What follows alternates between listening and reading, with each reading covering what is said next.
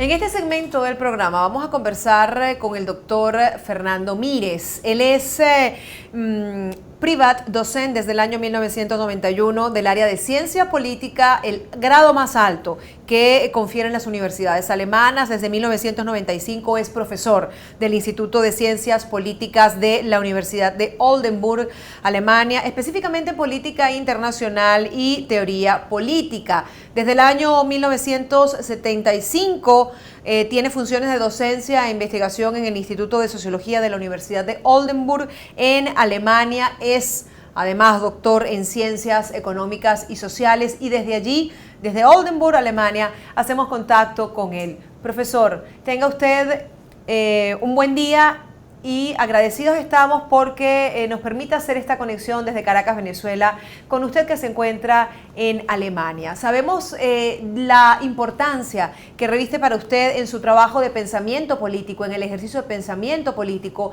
el tema específico de Venezuela.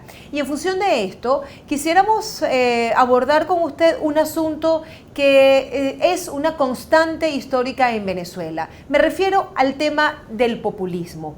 ¿Cómo evaluar el populismo en este momento, cuando han pasado 18 años del intento de reconstruir, de destruir básicamente, para intentar reconstruir un modelo económico y social diferente, que no ha dejado de serlo porque tiene marcada la impronta del populismo?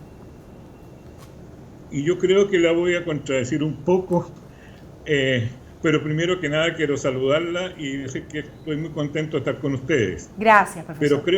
Pero creo que la voy a contradecir un poco porque yo creo que en Venezuela no hay populismo.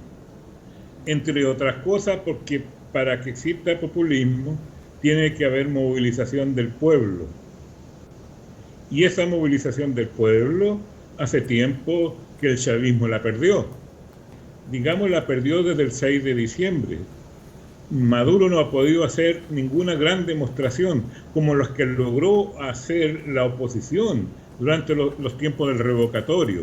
Es decir, si hay alguien que tiene pueblo en este momento, es la oposición y no el gobierno. Y sin pueblo no se puede hablar definitivamente de populismo.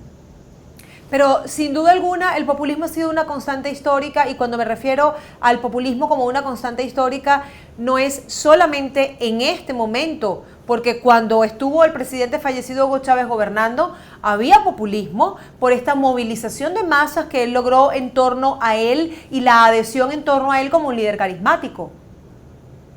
Creo que lo he escrito por ahí en un par de artículos estableciendo la diferencia básica entre lo que es entre lo que fue el gobierno de Chávez y lo que es el gobierno de Maduro. Y la diferencia fundamental es que el gobierno de Chávez era un gobierno populista militar y en cambio el gobierno de Maduro es un gobierno militar.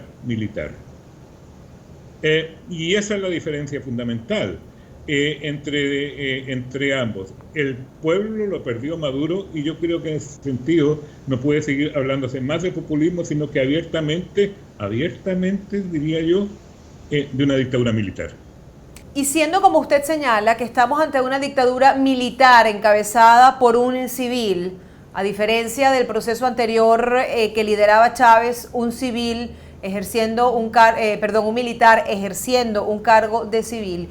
¿Cómo debe activarse ese punto de movilización para desmasificar a la población, a ese hombre que es un ciudadano y que todavía no tiene control pleno del ejercicio de su ciudadanía? Sí, esa es la particularidad específica del gobierno de Maduro. Yo creo que es uno de los pocos gobiernos militares que ha sido presidido por un civil. En ese sentido yo hablaría de que, o diría mejor dicho, que Maduro es una especie de mascarón de proa de un gobierno militar, porque prácticamente todas las funciones básicas en Venezuela está ocupada fundamentalmente por militares. Y no solamente es militar, sino que además es militarista. Ahora bien, ¿cómo se puede contrarrestar esa situación? Y yo creo que de una manera u otra con lo que se tiene y no con lo que se quiere o con lo que sería, digamos, una especie de elección entre distintas posibilidades de lucha. En este momento hay una oposición en Venezuela, esa oposición está organizada en la MUD. La MUD es una asociación político-electoral donde están representados todos los partidos democráticos de Venezuela y solamente puede actuar la MUD de acuerdo a lo que es y no de acuerdo a lo que uno quisiera que fuera. Es decir, lo que es en este momento es una maquinaria que tiene capacidad de hacer un despliegue electoral, pero incapacidad para ejercer el poder como oposición. En cierto sentido, hay una incomunicación total entre la oposición y el gobierno. De ahí que todo diálogo, en principio, está destinado a fracasar por la distinta naturaleza política que tienen ambos oponentes.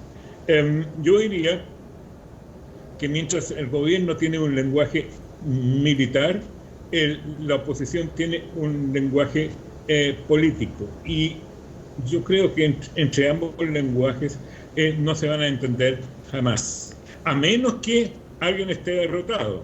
Es decir, en este momento tenemos una situación específica de enfrentamiento entre la racionalidad política y la fuerza bruta representada por el gobierno. ¿Cómo se resuelve este antagonismo?